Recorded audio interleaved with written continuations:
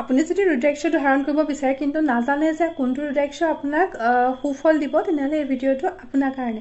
ৰুদ্ৰাক্ষ পিন্ধাৰ ইমান বেনিফিট আছে যে মই এটা ৰিলত কৈ পেলাই শেষ কৰিব নোৱাৰিম। ৰুদ্ৰাক্ষ এটা মেগনেটৰ নিচিনা কাম কৰে যি আমাৰলে পজিটিভ এনাৰ্জি এট্ৰেক্ট কৰে আৰু আমাৰ জীৱনৰ পৰা সকলো নিগেটিভিটি দূৰ কৰে। আপুনি যোনটো ৰুদ্ৰাক্ষ ধাৰণ কৰে সেই ৰুদ্ৰাক্ষটোৰ লগত ৰিলেটেড বস্তু আপোনাৰ জীৱনলৈ এট্ৰেক্ট হ'বলৈ আৰম্ভ কৰিব। যদি আপুনি আপোনাৰ কেৰিয়াৰক লৈ পেলাই চিন্তিত হৈ আছে তেনেহ'লে আপুনি 4, 6 নহ'লে 12মুখী ৰুদ্ৰাক্ষ ধাৰণ কৰক। ব্যৱসায়ত উন্নতি কৰিবৰ কাৰণে আৰু ৱেলথ এট্ৰেক্ট কৰিবৰ কাৰণে 7, 8 আৰু 13মুখী ৰুদ্ৰাক্ষ আপোনালোকে ধাৰণ কৰিব পাৰে।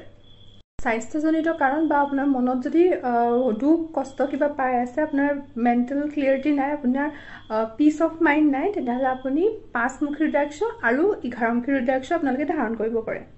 বিবাহত যদি কিবা সমস্যা আহি আছে বা আপোনাৰ ৰিলেশ্যনশ্বিপত কিবা ইছ্যু হৈ আছে তেনেহ'লে আপোনালোকে 2, 6 বা 9মুখী ৰুদ্ৰাক্ষ ধাৰণ কৰিব। এইকেইটা ৰুদ্ৰাক্ষ ধাৰণ কৰিলে আপোনালোকৰ দুয়োৰে মাজত ৰিলেশ্যনশ্বিপটো ভাল হ'ব। আৰু যিসকলে স্পিৰিচুৱেল গ্ৰ'থ হোৱাটো বিচাৰে তেওঁলোকে 1, 10 আৰু 14মুখী ৰুদ্ৰাক্ষ পিন্ধিব। তেতিয়া আপোনালোকে সাধনা কৰোঁতে আপোনাৰ মনটো ডাইভাৰ্ট নহ'ব। আৰু ৰুদ্ৰাক্ষ ধাৰণ কৰাৰ পাছত আপোনালোকে এইকেইটা কথা মন কৰিব যে ৰুদ্ৰাক্ষ কেতিয়াও লেতেৰা হাতেৰে নুচুব, নন ভেজ খাওঁতে কেতিয়াও ৰুদ্ৰাক্ষ নুচুব, ৰাতি শুওঁতে নিপিন্ধিব আৰু বেডৰুমত ৰুদ্ৰাক্ষ কেতিয়াও খুলি পেলাই নথ'ব।